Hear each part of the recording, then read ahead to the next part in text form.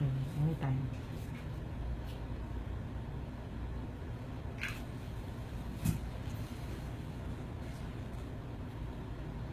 Mabuhay mga kapanalig. Unang-una ako ay humihingi ng dispensa at ako'y wala dyan sa mga oras na ito. Ako'y kasalukuyan na mayroong commitment sa aking trabaho. Ako ay mayroon pang Pilipinas Got Talent.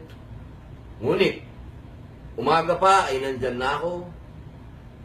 Ako'y chinek ko na kung ang pagdiriwang natin ngayong araw na ito ay magiging matagumpay, bagamat hinukay ang lupa dyan. Marami na rin akong nakadaupang palad na mga voluntaryo din nagbibigay ng serbisyo sa ating mahal na Pangulo. Ngayon, mga mahal na kapanalig, sigurado ako at kitang-kita na natin ang liwanag ng pagkapanalo ng ating mahal na bagong Pangulo, Rodrigo Duterte. Handang-handa na siyang ibigay ang serbisyo sa inang bayan.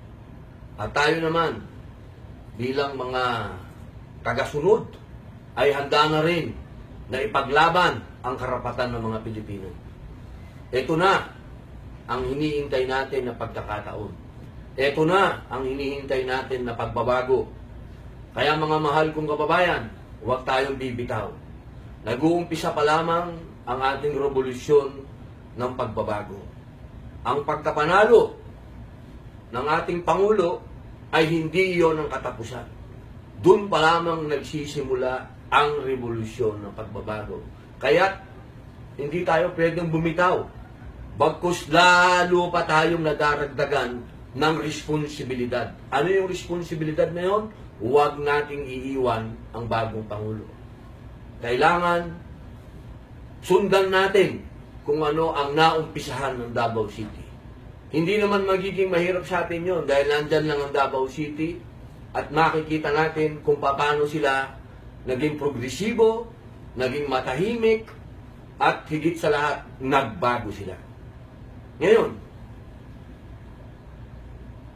sa matagal na panahon, sa simula pa lamang ng kandidatura ng ating mahal na mayor, ay nagkaroon na ng napakaraming haka-haka, nagkaroon na ng napakaraming pangamba noong pumasok ang pangalan ni Alan Peter Cayetano.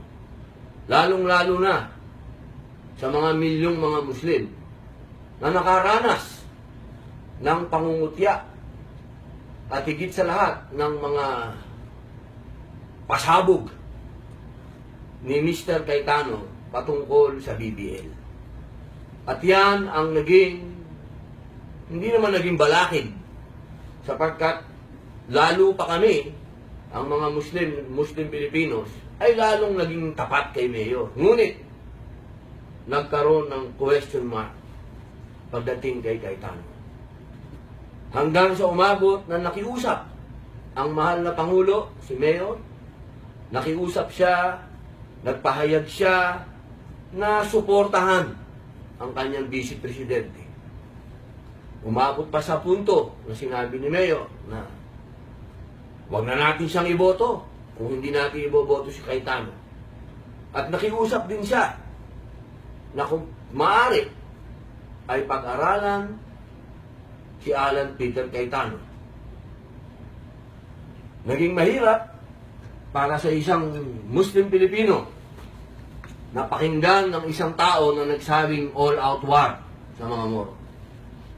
Ngunit, dahil kay Mayor, pinilit kong panoorin, pinilit kong pakinggan ang mga sinasabi ni Alan Peter Cayetano.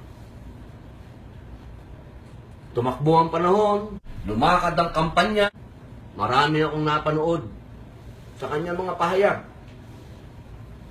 Aaminin ko, dati wala akong bilib dyan. Hindi ako bumibilib dyan sa tao na yan. Pero, sa bawat sandali, sa bawat debate, sa bawat programang na siya'y pinanood ko, ngayon nalalaman ko na. At ngayon naiintindihan ko kung bakit siya ang pinili ni Mayor. Kung bakit siya ang Vice Presidente ni Rodrigo Duterte. Alam kong magkakaroon ako ng suliranin sa kaibigan kong tumatakbong Vice Presidente na nasa kabilang partido. Pero ang usapin na ito, itong eleksyon na ito ay hindi pagkakaibigan. Itong eleksyon na ito ay usapin ng revolusyon. Kung ano ang tama, kung ano ang dapat, at kung ano ang sinasabi ng pinuno. Itong oras na ito ay niyayakap ko at aking ipinakikiusap sa lahat ng mga Muslim Pilipinos na buksan po natin ang puso natin kay Alan Peter Cayetano. Naniniwala po ako na nasa puso na niya ang federalismo. Naniniwala po ako na nasa isip ni Alan Peter Cayetano ang kapayapaan. Naniniwala po ako na ang adhikain ni Mayor Duterte ay na kay Alan Peter Cayetano. Kaya mga mahal kong kapatid, ako po si Abdul Aziz Padilla, nakikiusap sa mga Muslim Pilipinos na bigyan po natin ng pagkakataon si Alan Peter Cayetano. Kailangan po siya ni Mayor. Kailangan po siya ng bagong Pangulo. Kailangan po natin ang isang matapat at masasabi po nating handang ibigay ang buhay kay Mayor. Muslim Pilipino, napakinggan ng isang tao na nagsabing all-out war sa mga Moro. Ngunit, dahil kay Mayor, pinilit kong panoorin, pinilit kong pakinggan ang mga sinasabi ni Alan Peter Cayetano. Tumakbo ang panahon, lumakad ang kampanya, marami akong napanood sa kanyang mga pahayag. Aaminin ko, dati wala akong bilib dyan. Hindi ako bumibilib dyan sa tao na yan. Pero, sa bawat sandali, sa bawat debate, sa bawat programang na siya'y pinanood ko, ngayon nalalaman ko na. At ngayon naiintindihan ko kung bakit siya ang pinili ni Mayor. Kung bakit siya ang Vice Presidente ni Rodrigo Duterte. Alam kong at higit sa lahat ng mga pasabog ni Mr. Cayetano patungkol sa BBL. At yan ang hindi naman naging balakid, sapagkat lalo pa kami, ang mga Muslim Pilipinos, ay lalong naging tapat kay Mayor. Ngunit, nagkaroon ng question mark pagdating kay Cayetano. Hanggang sa umabot na nakiusap ang mahal na Pangulo, si Mayor, nakiusap siya, nagpahayag siya na suportahan ang kanyang Vice Presidente.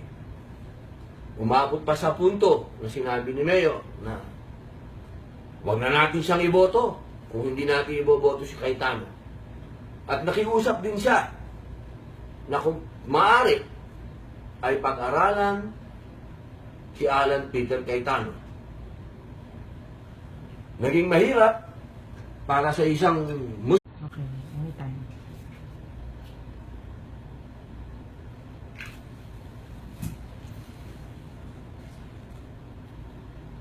Mabuhay mga kapanalig. Unang-una ako ay humihingi ng dispensa at ako'y wala dyan sa mga oras na ito. Ako'y kasalukuyan na merong commitment sa aking trabaho. Ako ay meron pang Pilipinas Got Talent. Ngunit, umaga pa ay nandyan na ako. Ako'y chinek ko na kung ang pagdiriwang natin ngayong araw na ito ay magiging matagumpay, bagamat hinukay ang lupa dyan. Marami na rin akong nakadaupang palad na mga voluntaryo din nagbibigay ng serbisyo sa ating mahal na Pangulo. Ngayon, mga mahal na kapanalig, sigurado ako at kitang-kita na natin ang liwanag ng pagkapanalo ng ating mahal na bagong Pangulo, Rodrigo Duterte. Handang-handa na siyang ibigay ang serbisyo sa inang bayan. At tayo naman, bilang mga tagasunod, ay handa na rin na ipaglaban ang karapatan ng mga Pilipino. Ito na ang hinihintay natin na pagkakataon. Ito na ang hinihintay natin na pagbabago. Kaya mga mahal kong kababayan, huwag tayong bibitaw. Nag-uumpisa pa lamang ang ating revolusyon ng pagbabago. Ang pagkapanalo ng ating Pangulo ay hindi iyon ang katapusan.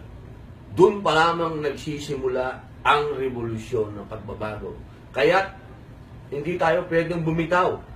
Bagkus lalo pa tayong nadaragdagan ng responsibilidad. Ano yung responsibilidad na yun? Huwag nating iiwan ang bagong Pangulo.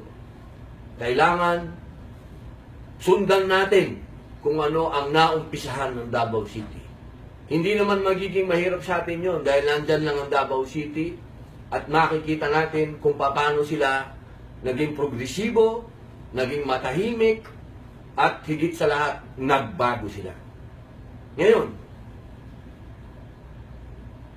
sa matagal na panahon, sa simula pa lamang ng kandidatura ng ating mahal na mayor, ay nagkaroon na ng napakaraming haka-haka, nagkaroon na ng napakaraming pangamba noong pumasok ang pangalan ni Alan Peter Cayetano.